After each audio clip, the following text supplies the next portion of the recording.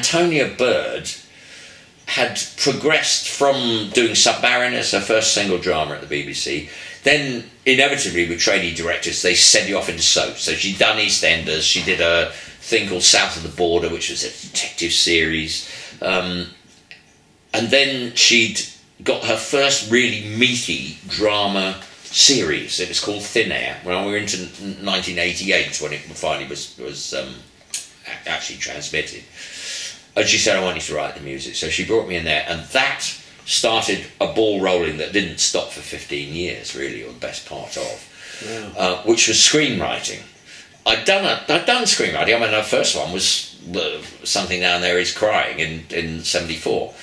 But I'd always done single dramas or, you know, and I'd played on Spitting Image and series and all that sort of thing, but I'd never written a series. But then I suddenly found myself in Threshold House on Shepherd's Bush Green in a department called BBC Drama Series and Serials, and I had my own office, you know, and that was it, because there was research to do, there was a lot of bought-in songs. The first thing that I did, Thin Air, was set in a fictional radio station in London's Docklands, and it starred Nicky Henson again, who'd been in Mind Your Head in 1974. There he was playing the radio station boss in 1988. Had Burt Kwok, who played Kato in the Pink Panther series. Bloody brilliant. Clouseau and all of that. It was just fantastic. And Katie Hardy was in it. Oh gosh, all great actors. And what do you mean by screenwriting? Well, writing for the screen. I mean, television and film. Yeah, but you're not writing script. You're writing music. I'm writing and scoring. Yeah. Yes. Yeah. So I'm writing for me is writing music, and screen is anything that's that shaped and in front of me, you know, film or television. So so Thin Air was a real big success. I loved the music. I loved the way we did it. It was just two of us. It was just me and a guy called Martin Dobson, who I met because he was a Pete Brewis band member, sax player, brilliant player, great, fantastic, could really turn his hand to anything, made a great noise. I did everything else. I played guitars, I played all of the ambient stuff, all of the orchestral stuff. That was all came off the synth things and all that. But in those days, if I did a session, if I'd write the stuff at home, and the joy of MIDI and everything, I could fully write all of the music. Then I'd invite Antonia down to the house. I'd sit her down, and with the wonders of the time code striping and all that kind of thing, because by then I got the technology to run film, and it would have a stereo soundtrack. One side of it would be dialogue and effects, and this is all just off the cutting copy, off the Slash. The other was a time code stripe, so everything would sync up, and all the synthesizers would all play at once. She could hear exactly what she was going to get, what we were going to record for her. So I got the stamp of approval. Any changes that needed to be made could be made then when it was costing nothing. So then I just packed everything up, stuck it in the back of the car, drove to the BBC and recorded it properly in a recording studio. Mostly, sometimes at Lime Grove, but ultimately at the television centre in White City. And the joy of all of this was that on top of, getting paid music because you got music on screen, the way that the business was that you'd never get away with it now, but if you played a synthesizer and then you brought another synthesizer that played automatically on top, and then another one and something else that did something, and something else that did something, so I could have 4, 5, 6 things simultaneously playing. Honestly, I was paid as though 6 blokes had turned up and played it, every single one of them. I would get all of 6 blokes' wages in one session. So I could go in and I'd do a morning's work. The stuff would record itself automatically because it was pre-programmed to do it. All I had to do was play live guitar parts to give it personality and all that. So Martin was reading a score that I'd written out for him and bringing his own inimitable stuff to it. So a glorious sound was being produced that was totally human, and I was going home and I was getting like 850 quid for a 3-hour session. So it was good money. So that was the start of all that screenwriting. And in 1988, I was just so enthused about the writing. I did Thin Air. We might have done it in 87 and it was transmitted in 88, I don't know. I did a series at Central called Hard Cases 2. Kevin McNally was in that. He was in Thin Air as well. Kevin was the lead opposite Katie Hardy, and he was the lead in Hard Cases 2 as well. That was a series with Andrew Benson, who was Graham Benson's brother, producing. That was 1988. Then I did the live production of the Wakefield Mysteries, which was a new translation by Adrian Henry, with my music played in electronically, cast of 150 at Pontefract Castle, 7 stages. I mean, mega theatre presentation. I was just doing stuff all the time. It was crazy. And that was, by then, it was 88. But the world was moving from television to film. That was increasingly, Antonia didn't want to work on videotape. She wanted to work on physical film. Largely Super 16, because 35mm was that was theatre, and that was big bucks to get the equipment to actually make those kind of films. But the BBC was happy eventually when we did a drama a single play called Safe, which was about homeless kids in London. I did the music for that with Billy Bragg, and that was a good collaboration, interesting thing. And then we got into it, and I did another thing called a masculine ending. Like that was BBC? Might have been BBC. That was a drama with Greg Wise, who's now married to Emma Thompson. Lovely actor, but I think it's the first thing he'd ever done. He played a very good-looking but very sinister serial killer, and Janet McTeer playing a sort of detective. I mean, always working with good people. I was able to bring good people in to collaborate on the music. Then Antonia was recruited to do a Jimmy McGovern serial. It was about Catholic priests in an inner city parish in Liverpool, obviously Big Jimmy, and originally it was a 4-parter, and the BBC were bankrolling it to be a 4-part. I think the TV one ran an hour and 10 minutes. It was called Priest. The homeless kids one was called Safe, and was very hard-hitting. Safe went off and won an award, I think the Michael Powell Award, at the Edinburgh Film Festival, and it toured around the film festival circuit and did pretty well. But it was a television film. It was short. It was only an hour, I think. Priest then followed on and did better, and it won the audience when it was finished. It was single drama by then. It was not intended for theatre. It was always intended for television. But it did well in I think Venice, and it went to Toronto and it won the People's Award, the sort of People's Prize, I think they call it, at the Toronto Film Festival. It was these 2 priests. One of them was gay, but you didn't know it at the start of the film, and the other one had an ongoing relationship with the housekeeper, with his housekeeper that looked after the priest. Linus Roach was the gay one. Music Andy Roberts, director Antonia Bird. It won the Best British Feature Award 1994 Edinburgh Film Festival, the People's Choice Award 1994 Toronto International Film Festival. Internationally it was doing very well, but I'm going to have to Priest. At least we got to Linus. Tom Wilkinson. Oh right. Yeah. Lovely actor. Yeah. I haven't seen Tom for years. Tom Wilkinson. Was he in the Full Monty? Tom Wilkinson. Yeah. The older chap in the... Yeah, I mean, just a great, dependable British actor, really good. And many other people besides, including, what's his name? Tony Booth. Tony Booth. Who became a really, really good friend. I'd known Tony from sort of riotous living days in the 70s and 80s, from Jerry's clubs that I rattling around Soho. Then he sobered up. He had a terrible accident, and he married Pat Phoenix, and but he was somebody that I just really didn't know well. I wouldn't have claimed that, but he was in Priest, and we became really, really good friends.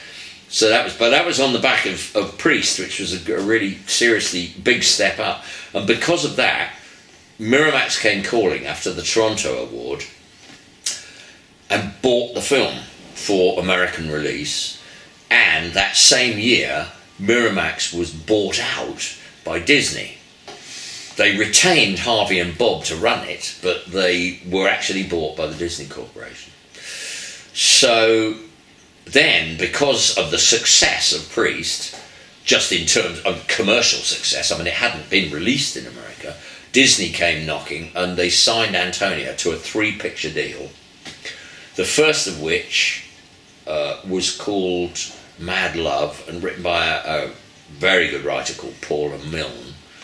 And in fact, Antonia and Paula were in my flat in Battersea on Lavender Hill, working on Mad Love while I was working on the score for Priest, the rescore, because I had to rescore because Miramax recut it. They went through it. We added footage to make it long enough to play in theatre, so it played 1 hour and 20, I think.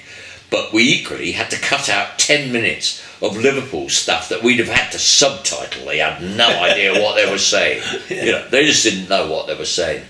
So we were, take that out. You know, they're not essential scenes. So it really changed it. Also, they censored some of the gay sex. They weren't very happy with that. So I had to rescore some of the music and all that sort of thing. So I was working on the music with Antonia in attendance so she could say, yeah, that's fine. Because we were on a time scale then. We were both flying to New York the following week or something to do the final mix on the film. And it was just crazy mad times. And so, you know, basically that was what was going on. In 1996, so that was sort of 94, wasn't it? We did, in 95, no, it's 95, I then was offered up to do the actual music for Mad Love, which is the other picture that she'd been working on. That was where Kirsty came in. And that was a number of hoops to jump through. Disney were not going to give an unknown bloke from London who they'd never heard of, they didn't know what he'd done, anything like that. So they needed to hear stuff, they needed to meet me. They came to London, they were recording The Lion King at Air Studios on Haverstock Hill. And the head of production, Andy Hill, came over, and first I had to meet the head of music and the head of production. I had a lunch in Hampstead while they were doing Lion King, so they sort of work out the cut of my jib, and then I thought I'm not going to miss this chance, so I invited the head of production to have supper with his new girlfriend at the Chelsea Arts Club, and Sally came to that, and he was just enchanted because the Arts Club's lovely. It's an old building and it's classy and the food's good and the company is really arty and good, you know. So he knew we were serious players, and that was good stuff. So that was the first thing. So I met them. Then I was invited to Hollywood for 10 days, paid a handsome per diem, all flights, first class flights, all that guy, to go over just to see a rough cut of the film, meet the editor and the editing staff, meet the Disney people again. And it wasn't until I'd gone through that, flown out there, gone through 10 days, come back, then it was close to Christmas in 1994 when I finally got the thing from them saying, we want you to write the music for this picture.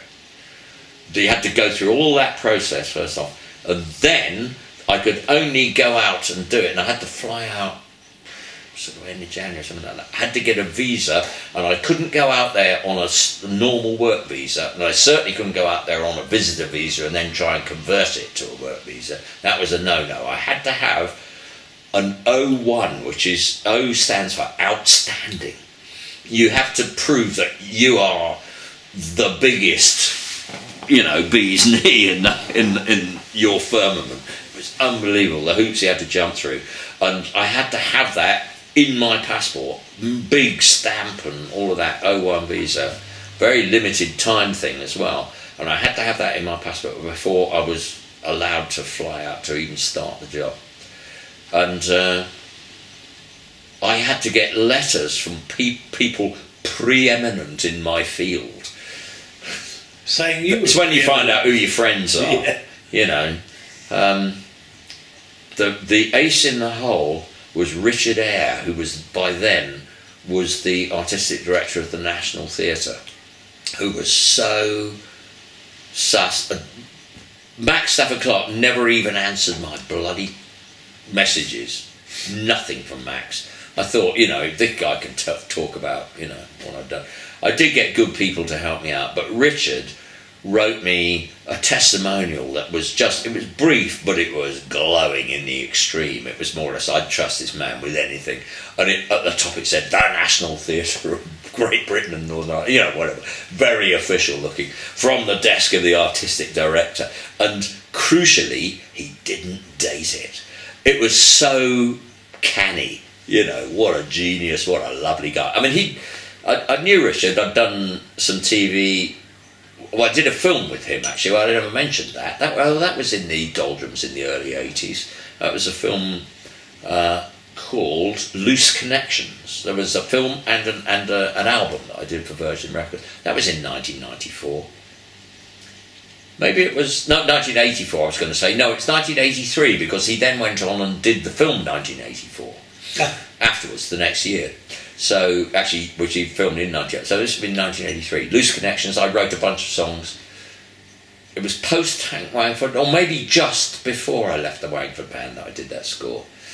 But anyway, it was good work, and I threw myself into it. I did a country and western score, and there was a secondary score, or a parallel score, written by a wonderful composer called Dominic Muldowney, who was a National Theatre composer. Brilliant writer, and we hit it off and had a great time doing the film. The film was great. Did no business, probably didn't even make its nut back, but I loved it and I thought it was good. It's slightly, I think the casting was a bit troublesome. Stephen Ray was in it, brilliant. Lindsay Duncan not so much, but she was just a little cold, needed a little more warmth, I think, to believe in the character. But it was a great film written by a girl called Maggie Brooks. Anyway, going forward, so Richard, we had a good experience doing that, and Richard obviously had liked that, and he'd also directed musicals of mine at Nottingham Playhouse, so he knew my work. So he wrote me this wonderful letter. So I got my O1 visa and I went out to Hollywood. So in '95, that was it. And I said to Sally, you must come out and share this experience. We'll probably never get the chance again, and indeed we never did, but you know, it was a good one. But I said, don't come out until I've got the job done, you know, so let me write it, record it, and then literally, you know, the day after or 2 days after, come. And so I did that. So I got the core, the whole body of the score accepted. There was little details and bits and pieces, but I knew that I was home safe on the score. Then Sally could come out and, you know, have a holiday, lie around the pool painting her toenails, which she did very fetchingly. Yes. So that was good. So yeah, it was a good experience, but interesting. A bit like the Pink Floyd thing, which was massively bigger than I'd done before and totally immersive. Well, this is your big Hollywood experience. Yeah, this is it. You know, totally immersive, much bigger than anything I've ever done before, and I got away with it, and I enjoyed it. And there were ups and downs. Things went right, things went wrong, but lovely bonding experience. They didn't like it. The Disney people didn't like it when we were under pressure, and there was stuff going on at Disney. When they changed the rating on the film, we had to recut massive chunks of it, and I had to rescore chunks of it.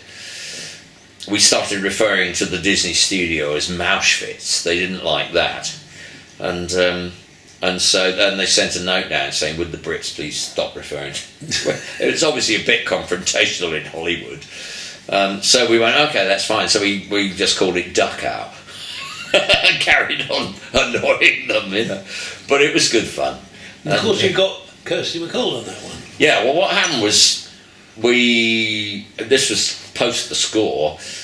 The film was completing, or moving to a completion, and we wanted a signature song, for the end. It had a lot of bought-in score. It started with Nirvana. It was set in Seattle, and it was very much the grunge era. So Soundgarden, Green Day, all that kind of thing. Wonderful girl band called 7 Year Bitch. There was a lot of fascinating stuff. And obviously there was written score, my bit of it, which was composed score, and quite a chunk of that. We wanted a song for the end, and because of working on Safe with Billy, and Billy was a personal friend, particularly of Antonia's, so we got on really well. She asked Billy Bragg, yeah. Oh yeah, Billy Bragg. She asked Billy to write a song, so he wrote this song, As Long As You Hold Me, and it's a really lovely, tender song, really great song.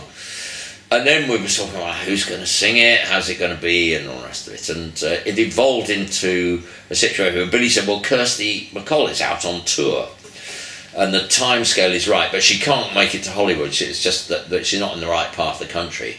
But if you could record it in Boston, he said, I part own a studio in Boston, and I'll set it up and arrange for Kirsty to sing it.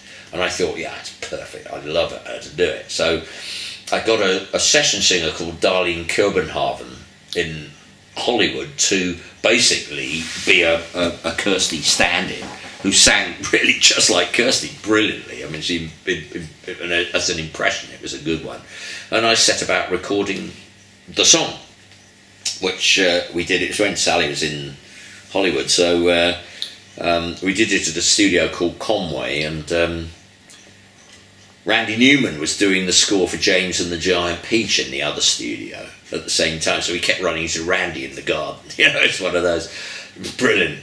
I wouldn't say I knew him, but I had when we'd done the Ian Matthews tour in 1971, I'd done a week with him at the Troubadour in LA. We were supporting him, Ian, Richard Thompson, myself, and so I had acquaintance with him before, and it's just a lovely guy. I mean, just in passing.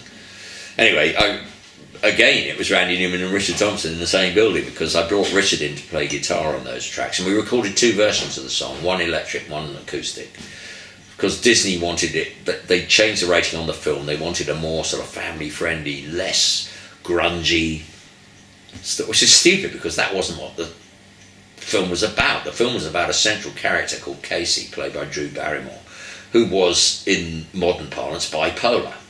But then it was sort of, she suffers from her nerves. She is, mood swings. She has mood swings, which meant she went from being, massively depressed to being completely crazed and over the top. And trust me, that's bipolar. And she played it brilliantly. And then she has a boyfriend who is completely flat to the point of being extremely dull and boring, who doesn't understand any of that, but he loves her unconditionally and tries to help her through this thing and fails, really.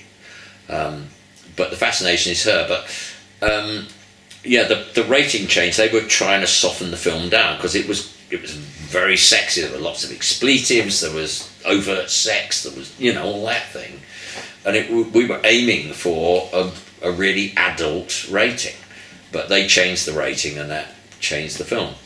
So we wanted an electric version of the song, at least to fit with the grunge score and all of that, because in my my composed score, I'd hired for one Sunday morning work, a couple of sessions, Crazy Horse, Neil Young's band, because I just bloody loved them. And also, if you want people in a studio that are not going to be afraid of being in a studio, but basically can't play, I mean, they've got a wonderful feel, but they're not schooled musicians. They don't expect to turn up and play a score. Put music in front of them, that's the quickest way of getting them to turn down, So I shoved the Crazy Horse in the studio and got stuff out of them. But then when they changed the rating on the film, I had to remove all the Crazy Horse score, or a lot of it. I've got it, but no, most of it went. The big love scene went, because they cut the love scene. But anyway, Billy had written this lovely song, so I recorded it in LA, 2 versions, and then Matt Walker, the head of music at Disney, and myself flew across. I mean, we were talking about a long flight, 3,000 miles or something, to go from California to Boston to record it. And we spent a day in the studio with Kirsty, well, not even a full day, and got 2 glorious versions of the song out of it. I mean, wonderful, very different, with a really beautiful central performance, and we used the electric version on the film, which was what Antonia and I wanted to do, and Disney Touchstone, which is the Disney company, insisted on using the acoustic soft centered version on the soundtrack album. It's not in the film. Why you put it on the soundtrack album? It's crazy, but it means that both versions exist, and